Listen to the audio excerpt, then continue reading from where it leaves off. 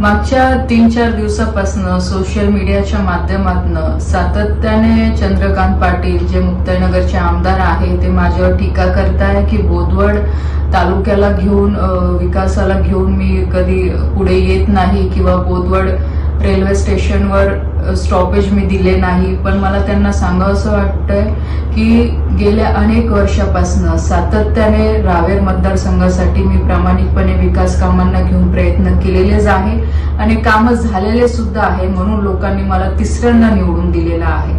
आणि सगळ्यात महत्त्वाची गोष्ट म्हणजे की मागच्या 15 दिवस आधीच रेल्वे मंत्र्यांसोबत रेल्वेच्या विषयाला घेऊन माझी बैठक झाली होती। त्यावेळेसही मी त्यांना सांगितलं की जेवढे छोटे स्टेशन आहे, मग बोदवड असेल, रावेर असेल, निंबोरा असेल, सावदा असेल, वरंगाव असेल, या सगळ्या स्टेशनवर लोकल पॅसेंजर जे आहे त्यांचे स्टॉपेज दिले पाहिजे, जेणेकरून अपडाऊन करायला लोकांना सोयीचं होईल। आणि त्याच अनुषंगाने बोदवडला सुद्धा स्टॉप मंजूर करण्यात आलेला आहे। आपण बघितलं असेल की आताच मागच्या आठवड्यात मी एक प्रेस नोट सुद्धा दिली होती, त्याच्यामध्ये आपण राजधानीचा स्टॉप आता भुसावळला करून घेतलेला आहे, पुण्या गाड्यांचा स्टॉप आपण मलकापूर नांदुऱ्याला करून घेतलेला आहे आणि आता रावेरला पण आपण करायचा प्रयत्न करतोय। याचा अर्थ असं नाहीये की आम्ही काही प्रयत्न करत नाहीये, पण ज्या ज्या काही टेक्निकल गोष्टी जिथे अडचण आहे तिथे नक्कीच अडचणी येतात आणि म्हणून हे काम व्हायला वेळ लागत असतो। पण ज्या पद्धतीने सोशल मीडियावर आमदार आणि त्यांचे जे काही कार्यकर्ते आहे माझ्यावर टीका करतायत, तर मलाही कुठे ना कुठे खंत वाटते की युतीमध्ये सोबत काम करणारे हे लोक म्हणतात, पण अशा पद्धतीने जर चुकीच्या पद्धतीने माझ्याबद्दल लोकांमध्ये भ्रम निर्माण करत असेल ते अतिशय चुकीचं आहे।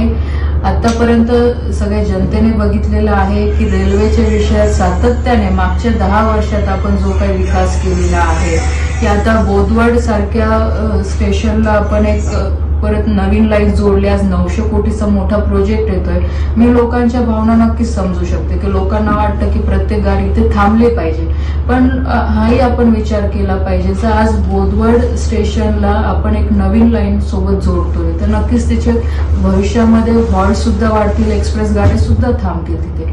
पण आजची जी अडचण आहे की लोकल पॅसेंजर तिथे थांबले पाहिजे, तर त्यासाठी ऑलरेडी रेल्वेने मागच्या 15 दिवस आधीच मंजुरी देऊन दिलेली आहे।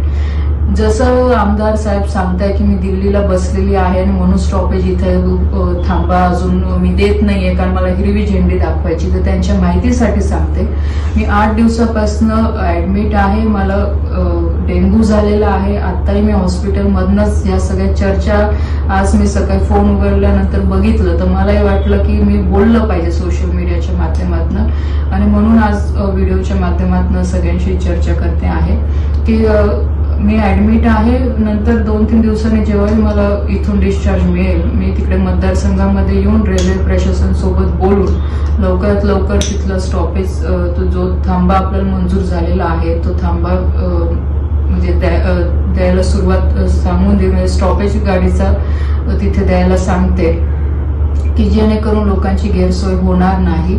आणि बाकीच्या स्टेशनवर ज्या काही एक्सप्रेस गाड्या असतील किंवा लोकल पॅसेंजर असतील त्याची थांबे आपल्याला कशी वाढवून मिळतील याच्यासाठी सुद्धा प्रयत्न आहेत। आतापर्यंत जो काही पत्रव्यवहार केलेला आहे तो आपल्याकडे रेकॉर्डवर आहे। असंही नाही की आपण काहीतरी आता इलेक्शन आलेलं आहे आणि लोकांना काहीतरी भूलथापा मारायचे आहे म्हणून या सगळ्या गोष्टी होत आहेत, अशातलं नाहीये।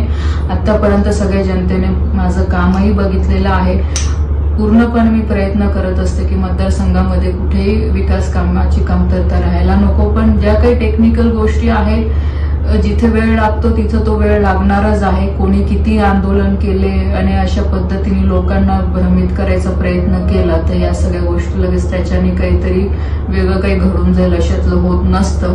आणि मला असं वाटतं की ही गोष्ट आमदार साहेबांनी पण समजून घेतली पाहिजे। आज एवढा मुद्दा ते लावून धरताय तर मला असं वाटतं की बोदवड तालुक्यामध्ये आता पाण्याचाही खूप मोठा गंभीर विषय आहे। तुम्हालाही 5 वर्ष सत्तेमध्ये राहून झालेले आहे, त्याच्याकडे पण तुम्हाला लक्ष देण्याची गरज आहे। तर असे अनेक विषय आहे, जसं तुम्ही बोलू शकता तसं आम्ही पण बोलू शकतो, पण फक्त खडसे नाव आलं म्हणून आपण काहीतरी आम्ही काही खूप वेगळं काही करतो आहे आणि आम्ही बिलकुल